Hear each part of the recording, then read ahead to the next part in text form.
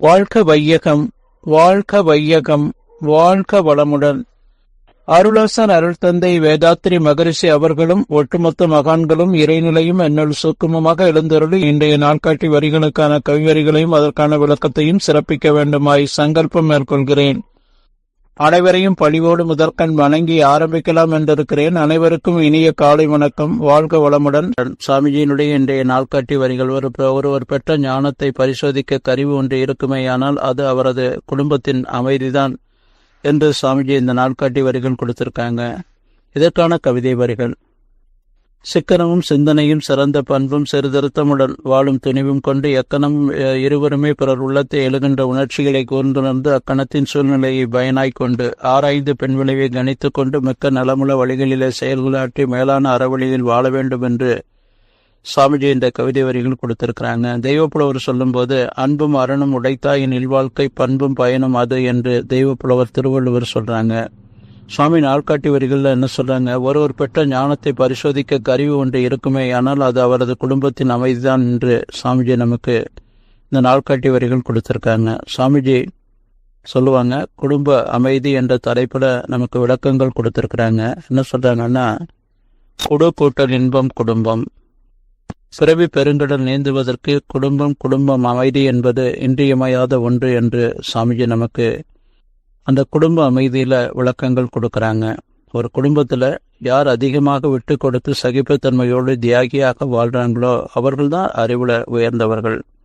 தன்னுடைய தேவையை சிக்கனமாக முடித்து கொண்டு தன் குடும்ப உறுப்பினர்களுக்கு, உறவினர்களுக்கு, மற்றவர்களுக்கு எந்த அளவுக்கு ஒத்து உதவி வாழ்றாங்களோ அவர்கள்தான் சிறந்தவர்கள் என்று சாமிஜி சொல்லுவாங்க.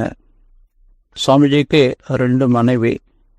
முதல் மனைவி தன் சகோதரருடைய மகள் அன்னை லோகாம்பாள்.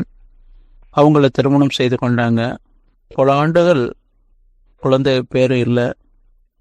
அப்போ அன்னை லோகாம்பாள் அம்மா என்ன முடிவு பண்ணாங்கன்னா, நம்முடைய மாமாவுக்கு வேறொரு திருமணம் செய்தால் குழந்தைகள் இருக்கும் என்ற அளவில் அவங்க தொடர்ந்து வற்புறுத்தி கொண்டே இருக்கிறாங்க. ஒரு நாள் ஒரு தினப்பத்திரிக்கை, அதில் ஒரு இறப்பு சம்பவம். அந்த சம்பவத்தை எடுத்து சாமிஜி முன்னாடி கொண்டு வந்து வைக்கிறாங்க. முதல் மனைவி அவங்களுக்கு குழந்தை பேர் இல்லாததுனால திருமணம் செய்து கொள்ள சொல்லி வற்புறுத்துறாங்க. அந்த கணவர் அதை மறுக்கிறதுனால அவங்க தற்கொலை செய்து கொண்டாங்க என்ற அந்த செய்தியை கொண்டு வந்து வைக்கிறாங்க. சாமிஜி அப்படியே உடல் நடுங்குது. இனியும் மனைவியை நாம் மறுத்து பேசணும் அப்படின்னு சொன்னால் அவங்க ஏதாவது இது போல் ஒரு தற்கொலைக்கு முயன்று தன்னை மாய்த்து கொள்வாங்க என்ற அளவில் அவங்க உண்மையை உணர்ந்து கொண்ட பிறகு சம்மதிச்சாங்க. இதை நான் ஏன் இங்கே சொல்ல வரேன் அப்படின்னு சொன்னால், அந்த 2வது திருமணம் என்பதே தவறான ஒன்று. ஆனால் அதை எவ்வளவோ சாமிஜி மறுத்திருக்கிறாங்க. உண்மை உணர்ந்த மகான் ஞானி. அந்த அம்மா வற்புறுத்தி திருமணம் செய்து வைக்கிறாங்க. 2வதா சாமிஜி திருமணம் செய்து கொண்டவங்க தான் லட்சுமி அம்மாள். அந்த குடும்பத்தில் லட்சுமி அம்மாள்ங்கிறவங்க கொஞ்சம் துடுக்கானவங்க. 2 பேரும் ஒரு முறை சமைக்கிறாங்க. சாமிஜி எப்பவுமே சாப்பாட்டில் முதல்ல கொஞ்சம் கூட்டு சேர்த்து பிசைஞ்சு சாப்பிட்டுட்டு அதுக்கப்புறம்தான் சாம்பார், ரசம், மோரெல்லாம் ஊற்றிக்குவாங்க. அன்னைக்கு 2 பேரும் சமைச்சு முடிக்கிறாங்க. சாமிஜி அமர்ந்து சாப்பிட்றாங்க. அவங்களுக்கு இன்றைக்கும் போல சாதத்தில் கொஞ்சம் கூட்டு போடுறாங்க. அந்த கூட்டை பிசைஞ்சு அப்படியே இன்முகத்தோடு சாப்பிட்டு முடிச்சுட்டு திண்ணையில் சாமிஜி உட்காடுறாங்க. அப்போது 2 பேருமே சாப்பிட ஆரம்பிக்கிறாங்க.